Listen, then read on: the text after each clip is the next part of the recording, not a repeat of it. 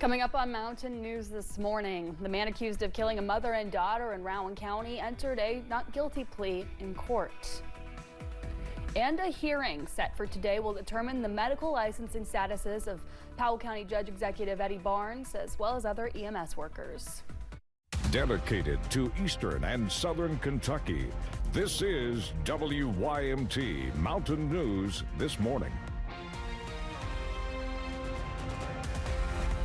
Good morning. I'm Amelia Lee here with you on this Tuesday, September 30th. It's 5:32 this morning.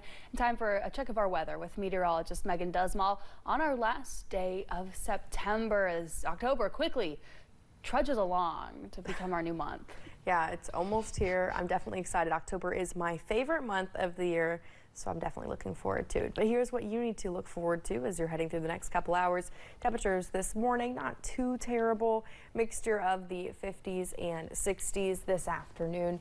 We're looking at a mixture of the low to mid 80s, with the exception of our Virginia and West Virginia counties, which will be in the mix of the 70s. Now we are looking at a little bit of a rain chance for today, and I want to highlight the word little, as slight chances for scattered showers pick up this afternoon. Most of the region will be staying dry for your Tuesday. Here's a look at that 12-hour forecast. Partly cloudy to mostly cloudy skies, and for some folks, a slight chance for that rain. Amelia. In Bell County, an 18-year-old turned himself in after he was wanted on multiple charges. Deputies say Anthony Green of Middlesboro gave himself up to authorities around 1:15 yesterday morning. He'd been wanted on charges of burglary and wanton endangerment, plus theft by unlawful taking. He was taken to the Bell County Detention Center. In Bell County, a man who was charged in connection with the shooting that happened last year appeared in court yesterday.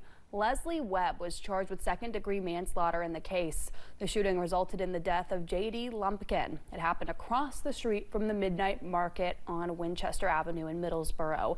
A pretrial conference was scheduled for Webb for December 15th.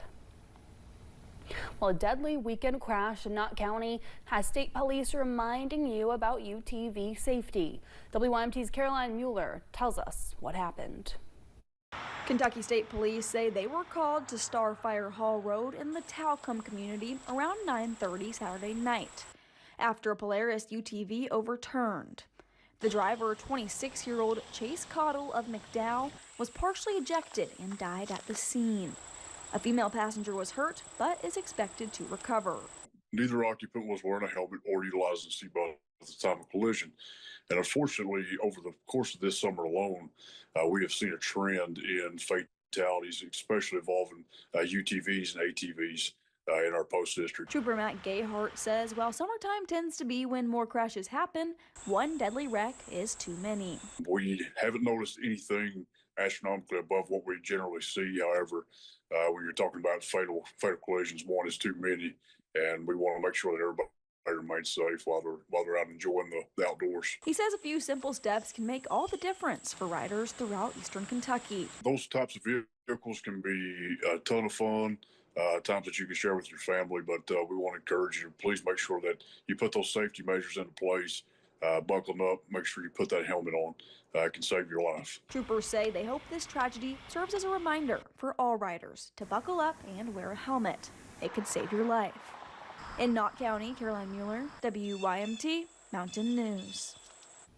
Toxicology results could take 4 to 6 weeks to come back, and that crash does remain under investigation. Well, the man accused of killing a mother and daughter in Rowan County entered a not guilty plea in court yesterday afternoon. Joshua Cottrell is being held in the Montgomery County Jail. He joined his arraignment virtually. Kayla's friend and former co-worker Lacey Stacy was there alongside others to show their support for Kayla and Kennedy, who were both found dead more than 1 week ago. It's something she says Kayla would do if the roles were reversed. We're just going to show up. We're going to be there for each other. We're going to be there for Kayla's family if they need us. And then, of course, if anything is asked of the courts that we need to testify or anything like that, we'd be more than willing. Stacy adds, as time passes, she and Kayla's other friends will continue to push for justice. Cottrell will be back in court for a preliminary hearing on October 6th.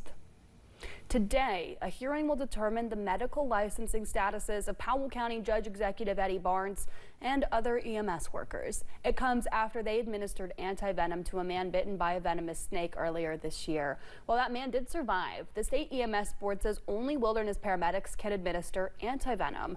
Experts say those rules exist because when you go outside your scope of practice, you could be putting the public at risk.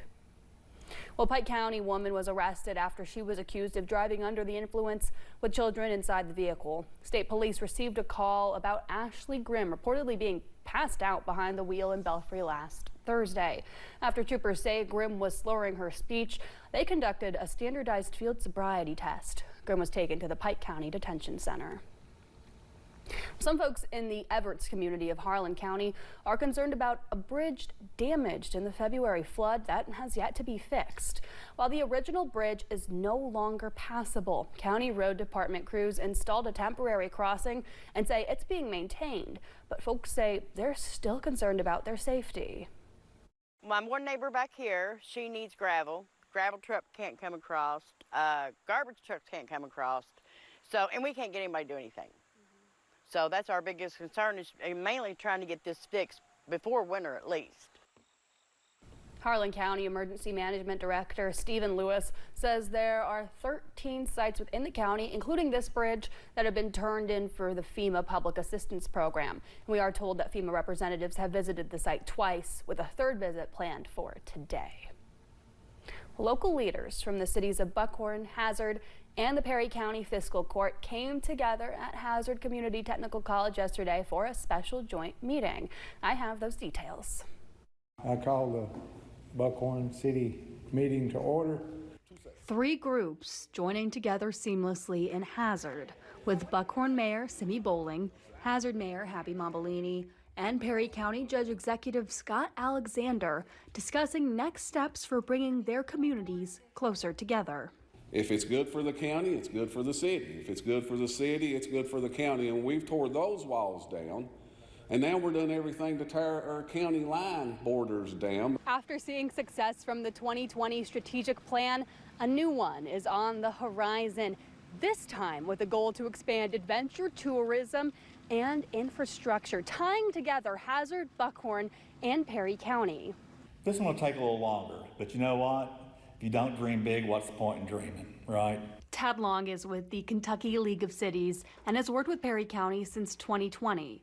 He says looking forward, the area will invest in trails, fully reopening the Buckhorn Lake State Park, opening the East Perry Sports Park, promoting the Battle of Leatherwood, and developing housing and local businesses. Everybody has their unique piece, but it's all under one umbrella of marketing this county and its uniqueness.